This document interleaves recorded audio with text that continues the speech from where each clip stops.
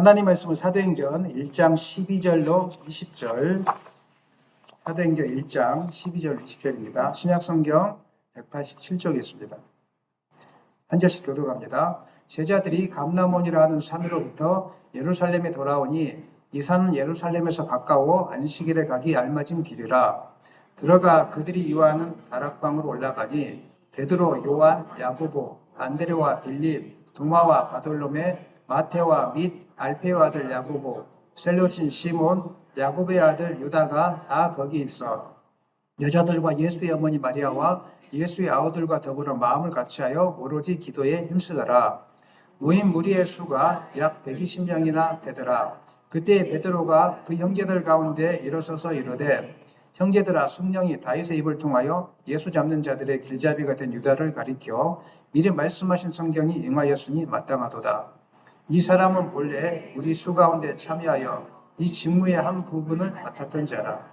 이 사람이 불의의 싹스로 밭을 사고 후에 몸이 곤두박질하여 배가 터져 창자가 다 흘러나온지라. 이 일이 예루살렘에 사는 모든 사람에게 알려져 그들의 말로는 그 밭을 아겔다마라 하니 이는 피밭이라는 뜻이라. 다같이 시편에 기록하였으되 그의 거처를 황폐하게 하시며 거기 거하는 자가 없게 하소서 하였고 또 일렀으되 그의 직분을 타인이 취하게 하소서 하였도다. 아멘. 하나님 말씀 제목 다 같이 읽겠습니다. 사명을 위한 준비. 우리가 어떤 일을 하든지 준비는 반드시 필요합니다. 총을 한 번도 잡아본 적이 없는 사람을 바로 전쟁터에 내보낼 수가 없습니다. 아무리 신체적인 능력이 뛰어난다고 할지라도 훈련이 되어 있지 않으면 경기에 나가서 반드시 지게 되어 있습니다. 어떤 직업이든지 다 훈련이 필요하고 준비하는 기간이 필요합니다. 하나님의 사명도 마찬가지입니다. 사명 받았다고 해서 열정만 가지고는 우리가 할 수 없습니다. 열정과 함께 준비되어져야 되는 것입니다. 그래서 예수님은 제자들에게 승천하시기 전에 예루살렘과 온 유대와 사마리아와 땅끝까지 이르러 내 증인이 되리라 이렇게 말씀하시고 가장 중요한 것은 곧바로 세상을 향하여 나아가라 하지 않고 무슨 말씀하셨습니까? 예루살렘에 머물며 성령을 기다리라 이렇게 이야기하십니다. 신앙은 기다림입니다. 내가 준비될 때까지 기다리는 것이고 성령이 임할 때까지 기다립니다. 열정만 가지고는 아무것도 되지 않는 것입니다. 성령은 사명의 능력이지만 하지만 그렇다고 해서 성령만으로는 충분하지 않습니다. 오늘날 이 시대에 많은 분들이 성령 받고 열정만 가지고 나아가다가 스스로 이제 시험에 들거나 아니면 또 교회 공동체를 어지럽게 하는 일들이 종종 발생하는데 자동차에 비유하자면 성령은 엔진이나 기름과 휘발유와 같은 것이라고 말씀드릴 수 있습니다.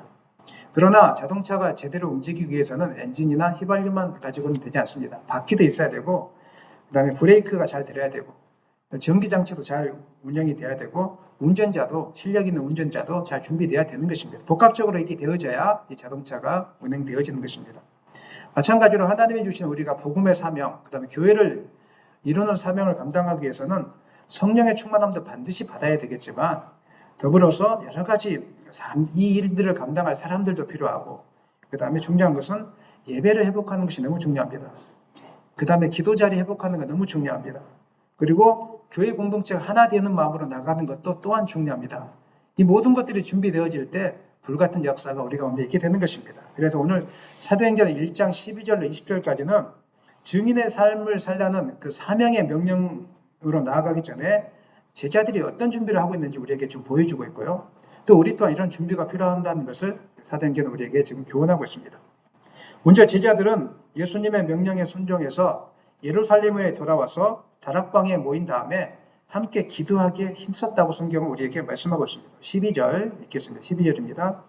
제자들이 감람원이라 하는 산으로부터 예루살렘에 돌아오니 이 산은 예루살렘에서 가까워 안식일에 가기 알맞은 길이라. 감람산이 어떤 산입니까? 예수님께서 제자들과 함께 겟셋마네 동산에서 기도했던 겟셋마네 동산이 있던 산이 감람산이고요. 그 체포되신 장소가 감람산입니다. 또 승천하신 장소도 감람산이고 스가랴서 4장에 보면은 종말의 날에 주님이 다시 오실 산을 지칭할 때 이 감람산이라고 이렇게 중요한 장소로 언급되고 있습니다. 그리고 12절 보니까 안식일에 가기에 알맞은 길이라 이 말의 뜻은 유대 율법에 보면 안식일에 이동할 수 있는 그 거리가 제한되어 있습니다. 거리가 한 1km 정도로 제한되어 있습니다. 안식일은 1km 이상을 넘어가면 안 돼. 이렇게 제한되어 있는데 제자들이 그 율법을 지켜가면서 이제 그 다락방, 기도 처소로 돌아왔다라고 이제 성경은 이렇게 기록하고 있는 것입니다. 그들은 예루살렘에 들어가자마자 곧바로 이제 다락방에 들어갔습니다. 13절 읽겠습니다. 들어가 그들이 유하는 다락방으로 올라가니 베드로, 요한, 야고보, 안드레와 빌립, 도마와 바돌로메, 마테오와 및 알페오의 아들 야고보, 셀롯인 시몬, 야고보의 아들 유다가 다 거기 있어. 이 다락방은 전통적으로 마가의 다락방이라고 이렇게 알려져 있습니다. 예수님께서 6월절 만찬을 제자들과 함께 하신 곳이 바로 이 장소이고요. 초대교회가 기도와 말씀으로 시작되었던 아주 중요한 장소가 바로 이 장소입니다. 이 집은 마가라 하는 요한의 어머니 마리아의 집으로 알려져 있고요. 사도행전 12장에 보면 베드로가 감옥에서 풀려난 후에 제일 먼저 찾아가는 곳이 바로 이 집이었습니다. 이 기도 처소였습니다. 아마 그 장소에 모여서 사람들이 베드로가 감옥에서 풀려나기를 간절히 기도했던 것 같습니다. 성령께서 강력하게 역사하신 이 다락방은 단순한 숙소가 아니라 초대교회 신자들이 모여서 함께 기도하고 예배하고 교제하는 그런 놀라운 영광의 처소가 되었다는 것입니다. 저는 오늘 우리 교회가 그런 장소가 되기를 소망합니다. 이 조그마한 장소가 마가의 다락방과 같은 은혜의 장소가 되었으면 좋겠고, 특별히 저는 교회당뿐만 아니라 여러분의 가정이 처소가 그런 장소가 되기를 소망합니다. 여러분의 장소가, 여러분이 있는 사업터가 어디든지 간에 여러분들 때문에 성령의 임재가 충만하게 임하고 나눔의 역사가 일어나는 그런 장소가 되기를 원합니다. 하나님의 비전을 품어내는 장소가 되기를 원합니다. 한 사람이 중요합니다. 한 사람의 비전을 가지면 많은 사람들을 바꿀 수 있습니다. 한 교회가 중요합니다. 작은 교회라도 한 마음과 한 뜻이 되면 큰일 할 수 있습니다. 아무리 큰 교회라도 마음이 흐트러지면 아무 일도 못합니다. 분열만 일어나는 것입니다. 작은 교회지만 합시다 하면요 우리 아프리카 갈 수 있습니다. 아멘입니까? 한 마음만 되면 우리 갔다 올 수 있는 것입니다. 이들이 함께 모여서 무엇을 했습니까? 우리 14절 읽겠습니다. 14절입니다. 여자들과 예수의 어머니 마리아와 예수의 아우들과 더불어 마음을 같이하여 오로지 기도에 힘쓰니라. 오로지 기도에 힘썼다 이렇게 이야기하고 있습니다. 초대교회가 어떤 영적인 분위기를 가지고 있었는지를 우리가 알 수 있는 중요한 구절입니다. 마음을 같이하여, 이 말은 마음을 같이하여 전혀 기도에 힘쓰니라. 이 말은 단순히 그냥 기도 제목을 나누고 그냥 같이 합심하여 기도했다 이런 뜻이 아닙니다. 한 마음으로 기도에 집중하고 간절한 마음을 함께 뜨겁게 기도했다는 것입니다. 어느 누구 한 명이라도 다른 생각을 가지고 있었던 것이 아니라 한 마음으로 정말 성령이 임하면 그런 역사가 일어나거든요. 함께 한 사람이 뜨겁게 기도했는데 전염병처럼 옆에 있는 사람까지 막 같이 전염이 되면서 제가 그런 거 많이 봤습니다. 가면서 막 갑자기 통성 기도가 나오기 시작하고 막 은혜의 역사들이 일어나기 시작하고 그런 일들이 여러분 가운데 있기를 소망합니다. 그리고 기도하는 무리 속에 예수의 어머니 마리아, 예수의 아우들이 있었다고 이야기하고 있습니다. 예수의 아우들은 요한복음의 기록에 보면은 처음에 예수님을 안 믿었습니다. 당신이 메시아라면 뭔가 기적을 보여보라고 이렇게 좀 놀리기도 하고 조롱하기도 했던 사람들이 바로 예수의 아우들이었습니다. 그런데 예수님이 승천하고 나서 완전히 바뀌었습니다. 이곳에 함께 모였다는 것은 예수님을 메시아로 인정했다는 것입니까? 인정하지 않았다는 것입니까? 인정했다는 것이죠. 이제 예수가 진짜 구주가 맞구나. 우리 형님이 아니라 진짜 구주가 맞구나. 이것을 이제 인정하기 시작하는 것입니다. 예수를 구주로 진짜로 받아들이면 이런 변화가 일어나기 시작합니다. 기도에 힘쓸 뿐만 아니라 사도행전 2장에 우리가 조금 나중에 살펴보겠지만은 성령을 받고 난 이후에 자기 것을 기꺼이 나누게 되고 약한 자를 섬기게 되는 그런 변화가 일어나게 되는 것입니다. 이것이 가능한 이유는 성령의 역사 때문에 그렇습니다. 성령이 우리 가운데 충만하게 임하면 생각의 틀이 바뀝니다. 세상을 보는 눈이 바뀌기 시작하고 삶의 방향, 삶에서 가장 중요한 것이 무엇인지 깨달아지게 되어 있습니다. 오늘 그런 은혜가 우리 자녀들과 여기 계신 분들에게 임하기를 원합니다. 성령이 임하기 전까지는 하나님을 믿고 따르지만 여전히 세상에 대한 욕심과 세상에 대한 방법을 추구하게 되었습니다. 그리고 성령이 임하기 전까지는 우리의 입술은 늘 부정적입니다. 이성적이고 합리적인 말을 하지만 결국은 부정적입니다. 안 된다는 것입니다. 하지만 성령이 임하면 그 말 하지 않습니다. 성령이 임하면 불평, 부정적인 말은 다 사라지고 오직 감사가 넘쳐납니다. 무엇이 주어져도 감사, 주어지지 않아도 감사, 내가 오늘 하루하루 살아가는 것조차도 감사, 이렇게 되어지게 되는 것입니다. 이게 바로 성령의 강력한 역사의 특징이라는 것입니다. 그래서 성령이 임하니까 내 것을 내 것으로 여기지 않았습니다. 왜? 내 것은 다 누구의 것입니까? 하나님의 것입니다. 오늘 우리가 앞으로 40년 더 살겠지, 50년 더 살겠지, 그거 장담할 수 없습니다. 성령이 임하면 그걸 깨닫습니다. 빨리 깨닫고 오늘 나는 하루살이 인생이구나. 오늘 하나님이 나를 불러간다고 할지라도 내가 후회 없는 인생을 살아야 되겠다. 이렇게 작정하고 나가는 사람들이 바로 성령 임한 사람들의 특징입니다. 그리고 죽음을 두려워하지 않습니다. 죽으면 죽으리라 이렇게 담대함이 그 가운데 있게 되는 것입니다. 성령이 임하면 우리가 죽음을 계산하지 않습니다. 성령이 임하면 하늘나라에 가서 하나님께서 내가 나를 어떻게 인정해 줄까 이런 일에만 관심이 있어요. 이 땅에서 내가 어떻게 가난하게 사는가, 부자로 사는가, 건강하게 사는가 이 관심 없습니다. 내가 오늘 하나님께 부름받는다면 나는 어떤 평가를 받을 것인가. 그리고 하나님께 오늘 내가 부름받는다면 부끄럼 없이 영광스러운 가운데 하나님 앞에 만나야 되겠다. 이런 고백이 여러분 가운데 이루어졌으면 좋겠습니다. 이게 바로 성령이 임한 사람들의 특징이라는 것입니다. 성령이 임하지 않으면 자신의 경험과 생각만을 절대화시킵니다. 그래서 하나님의 뜻보다 자신의 판단을 앞세울 때가 많습니다. 일이 잘 풀릴 때는 하나님의 은혜라고 엄청 감사합니다. 목사님 하나님이 하셨어요 이렇게 감사하거든요. 조금이라도 일이 바뀌면 하나님 나를 왜 이렇게 만드세요? 하나님 살아계신 거 맞아요? 이렇게 되는 것입니다. 그리고 말씀을 들어도 감동이 없고 기도하는 시간이 너무 힘들게 느껴집니다. 성령이 임하지 않으면 다 그렇습니다. 공통적인 것입니다. 성령이 임하면 그래서 살아계신 하나님이 믿어지고 예수가 구원자인 것이 믿어지면 보는 눈이 달라집니다. 듣는 귀가 달라집니다. 말씀이 듣고 싶어집니다. 기도가 하고 싶어집니다.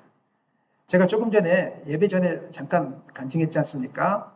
한 청년이 그전에는 말씀이 안 들렸는데 예수를 구주로 믿고 나서 완전히 말씀이 들려지니까 매일매일 듣는 말씀이 새로워지고 있다고. 그런 은혜가 날마다 여러분 가운데 있었으면 좋겠습니다. 이 기회를 소망합니다.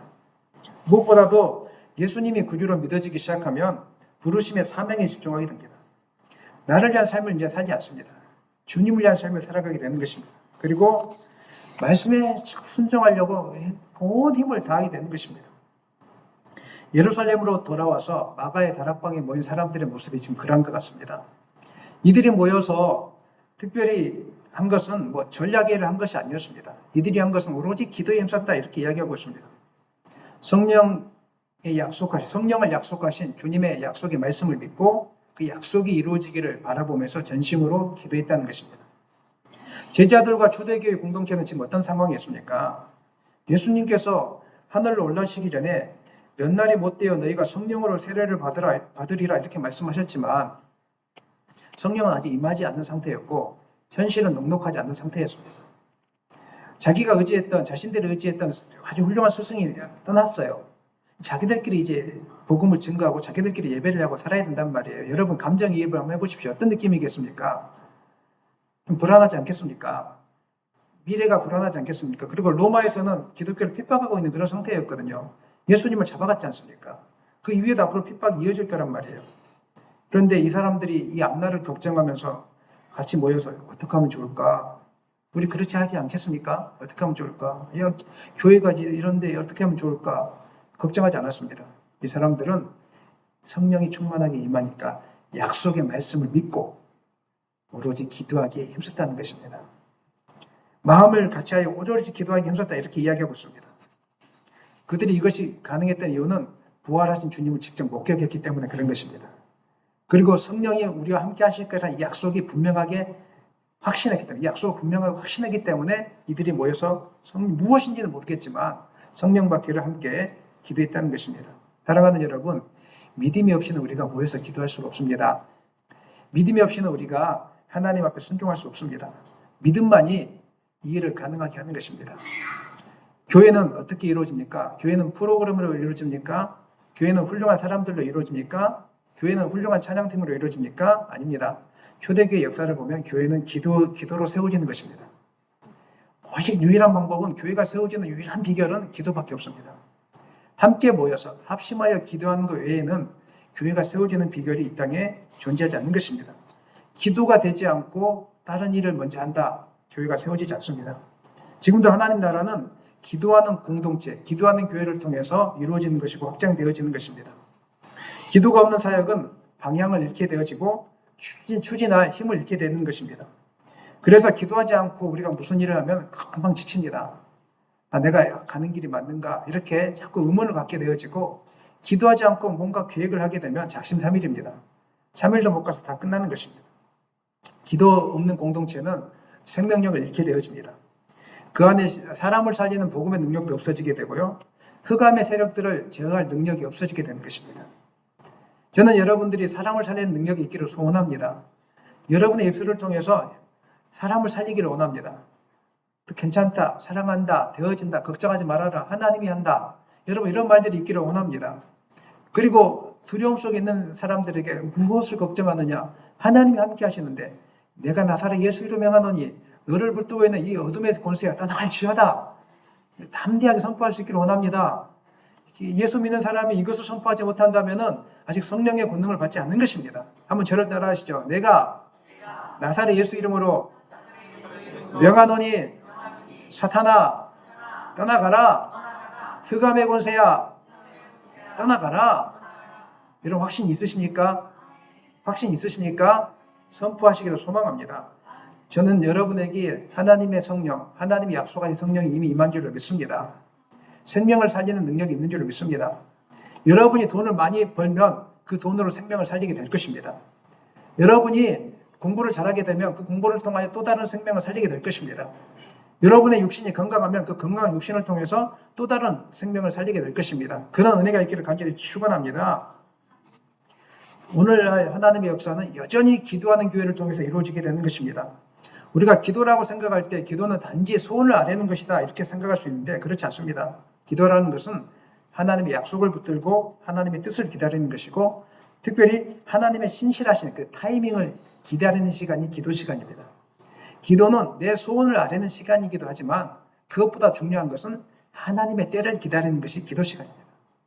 내가 앞서가지 않고 이곳에 앉아서 하나님 나를 향한 하나님의 나를 통하여 하나님 사용하여 주십시오. 기다리는 것입니다. 하나님이 아직 나가라고 하지 않았는데 나가면 되지 않습니다. 하나님이 사람 만나라고 하지 않았는데 사람 만나면 되지 않습니다.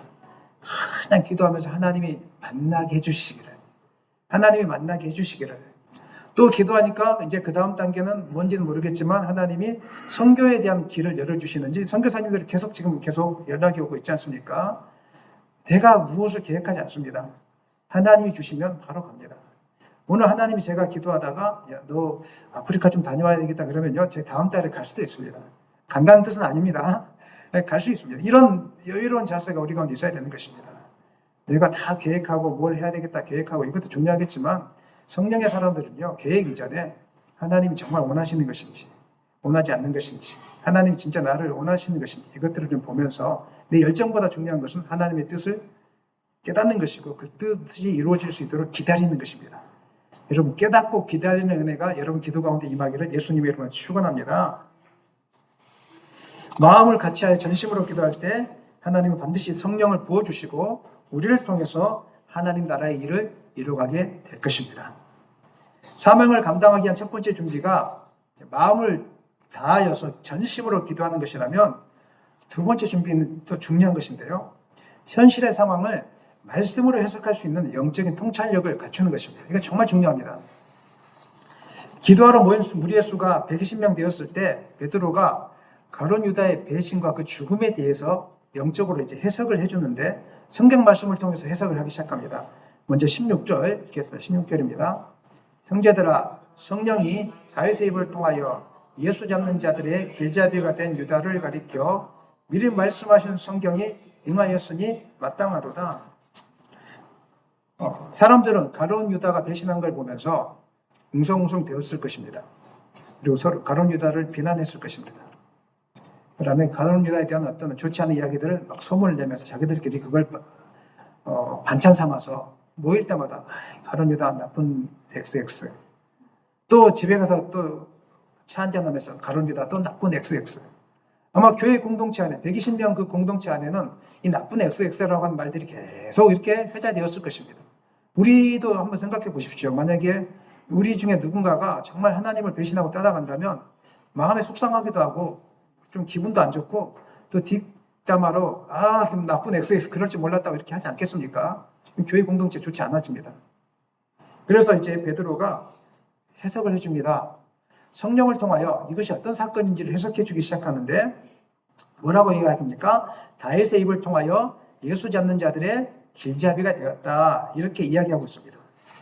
이는 단순히 유다의 배신이 어떤 개인의 몰락이나 우연한 사건이 아니라 하나님 말씀 속에 이미 예고된 말씀이라고 가르쳐주고 있는 것입니다.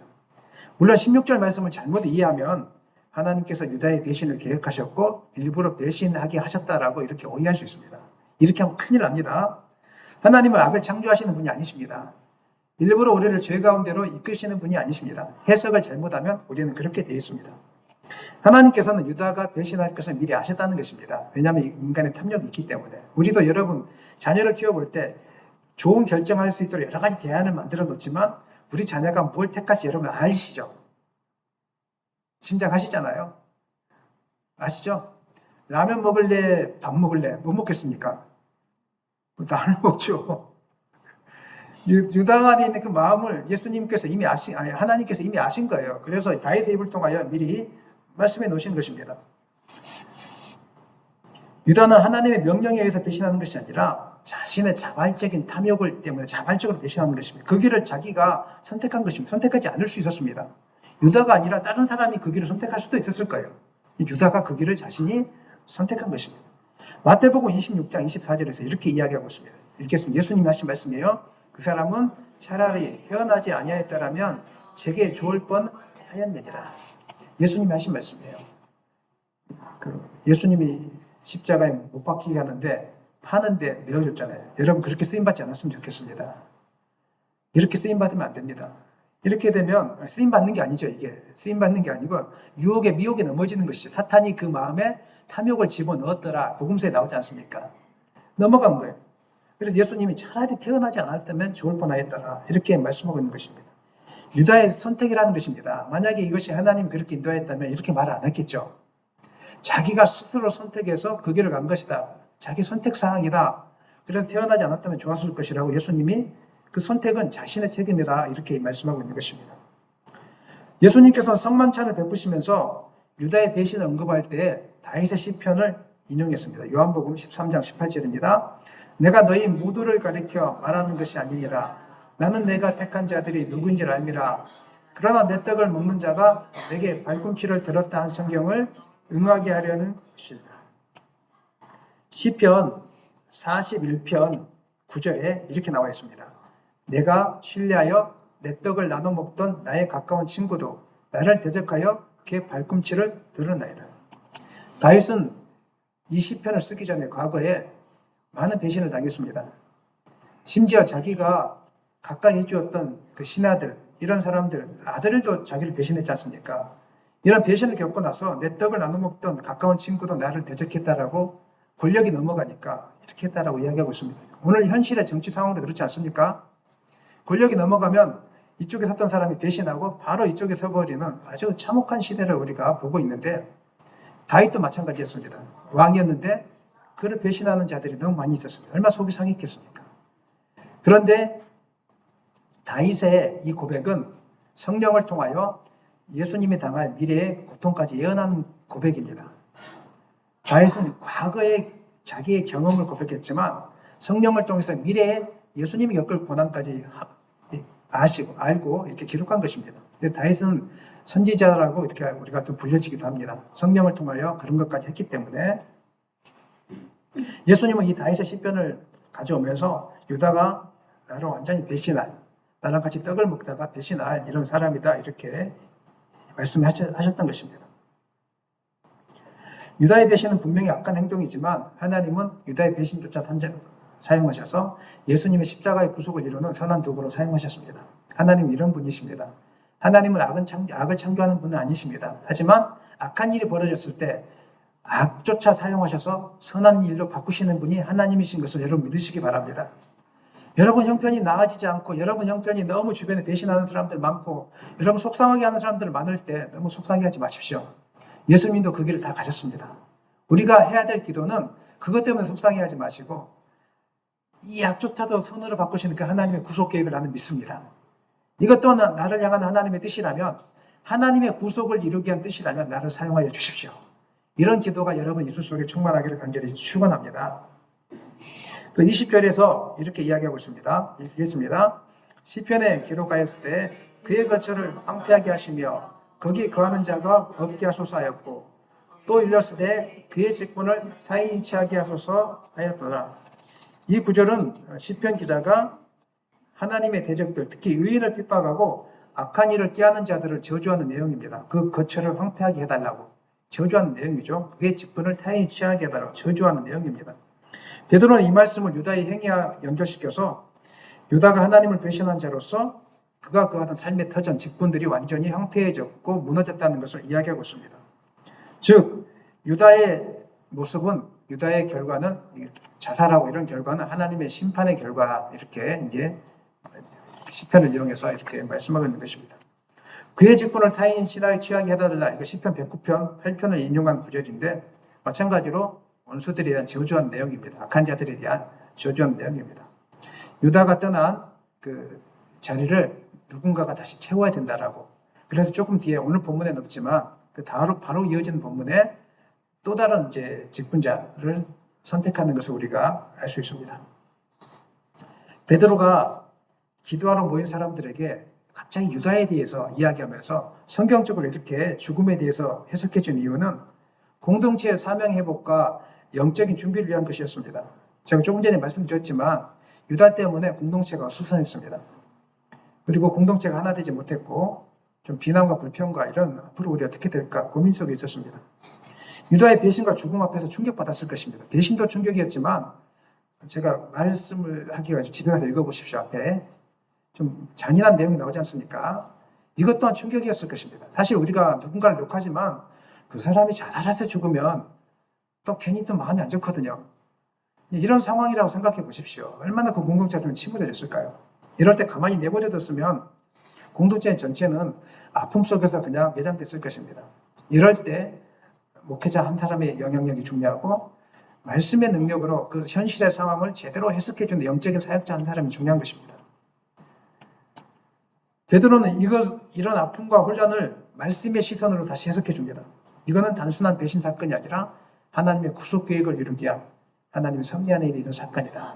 그러니까 모든 것들이 이제 은혜로 풀어지기 시작하는 것이죠. 유다의 실패가 공동체의 실패가 되지 않을 수 있도록 말씀을 통해서 온전하게 의미를 해석해 준 것입니다.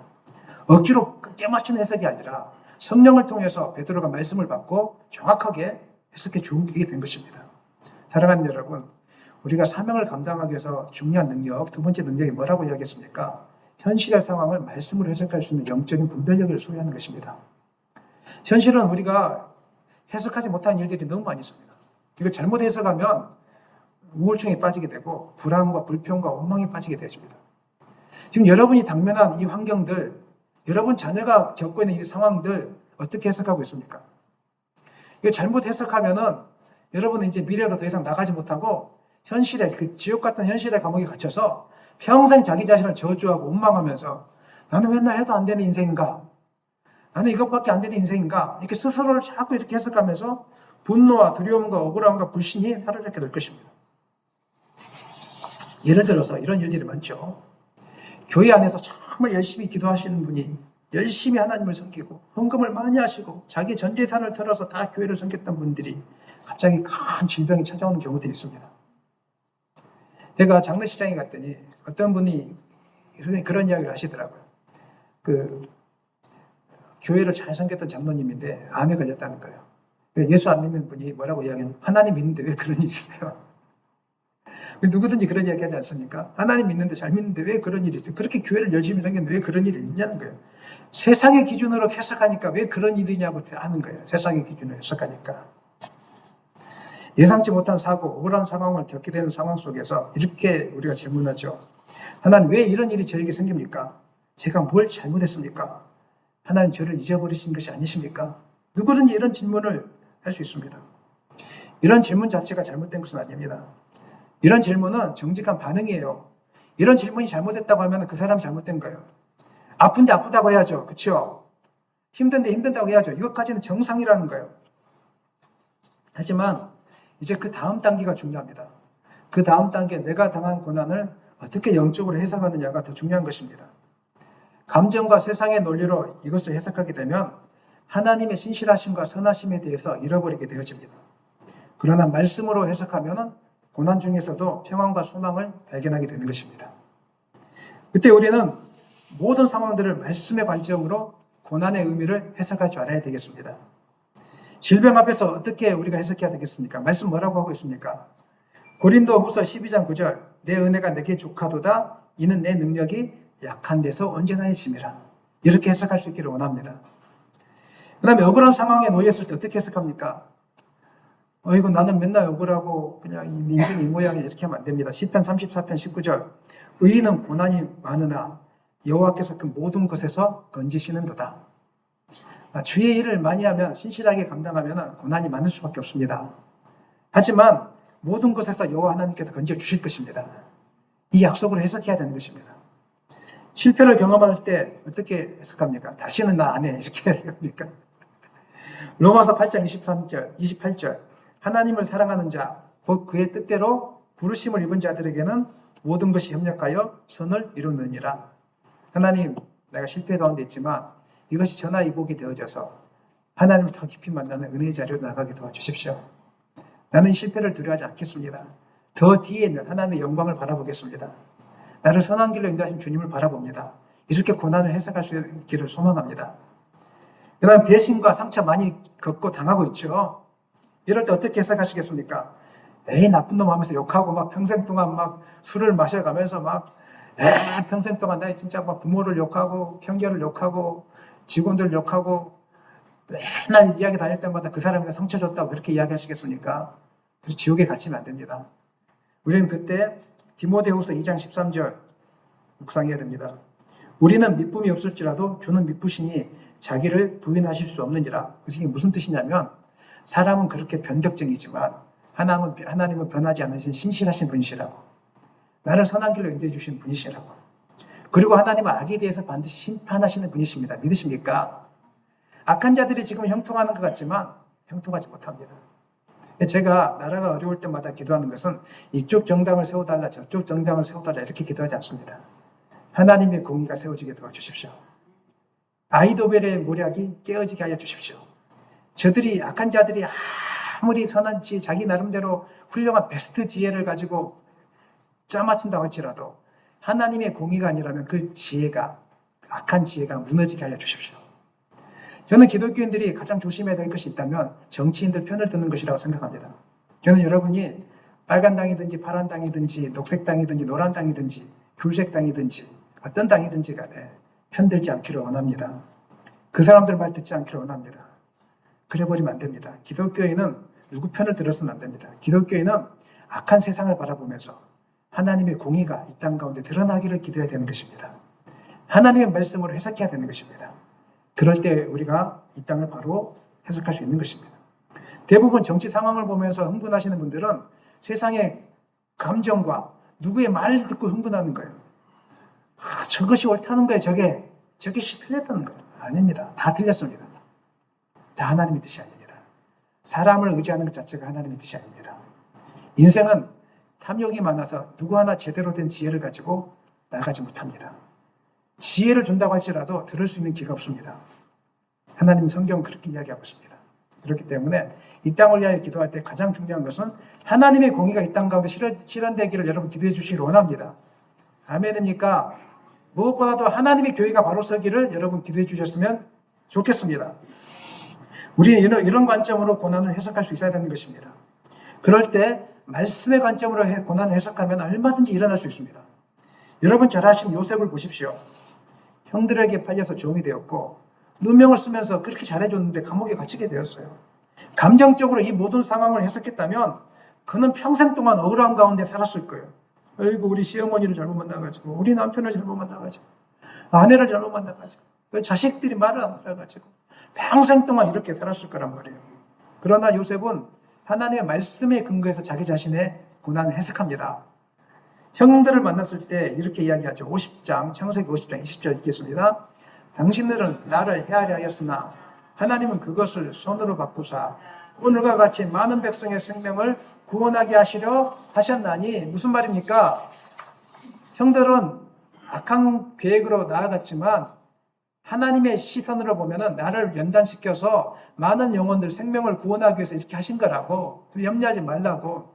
여러분이 당한 고난은 억울해서 당한 고난이 아니라, 잘못해서 당한 고난이 아니라, 광야 속에서 여러분 안에 있는 그 도끼들을 다 뺀 다음에 하나님 말씀 앞에 순종하는 사람으로 만들어가기 위해서 하나님의 광야 속에서 당금질을 하고 있는 것입니다. 그렇게 해석하기를 원합니다. 고난당할 때, 억울한 일을 당할 때 아직 내가 훈련받아야 될 것이 많구나. 내가 아직 내 욕심에 지금 가득하구나. 내가 아직 아멘이라고 말을 못하는 거구나. 내가 아직 예스라고 말을 못하는 거구나. 늘 핑계를 많이 대는구나. 하나님이 이런 고난을 허락하시는구나. 이렇게 해석할 수 있다면 고난 속에서 침묵하게 되어지고 원망하지 않게 되어지고 고난 속에서 소망 가운데 평안을 누리게 될 것입니다. 그렇게 될 수 있기를 간절히 축원합니다. 오늘 베드로도 그렇게 해석했다는 거예요. 공동체가 절망과 두려움 속에 있었을 때 아니다. 하나님의 구속 계획이다. 얼마나 은혜가 됩니까?